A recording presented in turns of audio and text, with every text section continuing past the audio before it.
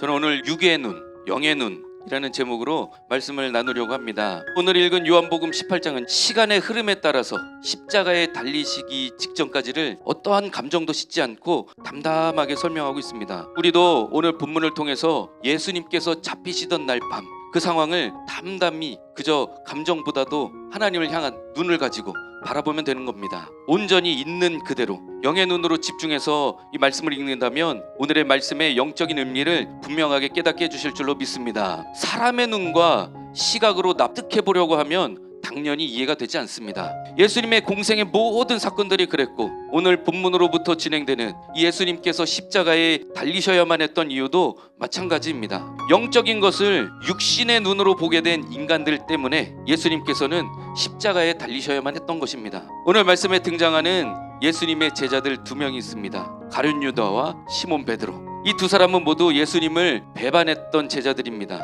가룟 유다는 예수님을 은 30에 팔았고 베드로는 3번 예수님의 제자가 아니라 부인합니다. 가룟 유다도 베드로도 환경이 바뀌니 개인의 신념에 따라서 행동했던 그 결과가 배신이었던 겁니다. 그러나 둘 사이에 다른 점이 있습니다. 배신했던 유다는 예수님을 세상의 눈으로 바라보았고 3번이나 예수님을 모른다 부인했던 베드로는 예수님을 영적인 눈으로 바라보았기에 최후 승리를 할 수 있었던 겁니다. 우리도 이 말씀을 사람의 지혜나 혹은 지식이나 방법이 아니라 영으로 믿음으로 바라보고 하나님의 음성에 귀를 기울인다면 생명의 세계를 보게 하실 줄로 믿습니다. 예수님을 잡아서 신문하던 대제사장에게 예수님께서 이렇게 말씀하십니다. 내가 드러내놓고 그렇게 말했고 숨기거나 은밀하게 하지 않았다. 내가 무슨 말을 했는지는 들은 자들에게 물어봐라. 예수님을 영의 눈으로 보고 믿고 따르는 자들에게 예수님의 말씀은 생명, 진리 바로 그 자체입니다. 그러나 예수님의 말씀을 인간적으로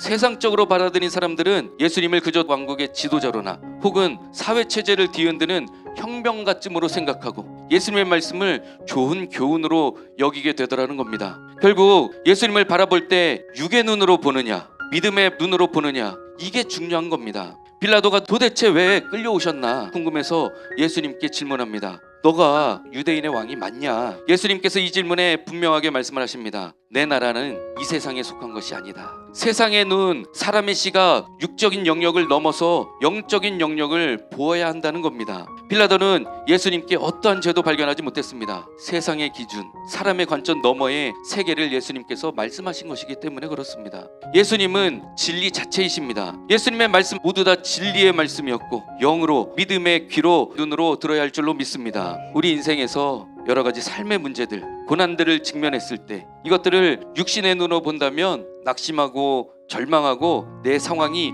저주스러울 수밖에 없게 됩니다. 그러나 영의 눈으로 바라본다면 하나님의 음성을 듣고 믿음으로 세워질 축복의 시간임을 깨닫게 될 줄로 믿습니다. 오늘도 하나님의 음성을 듣고 영적인 삶으로 성령으로 충만한 은혜로 가득한 축복의 날이 되시기를 주님의 이름으로 축원합니다.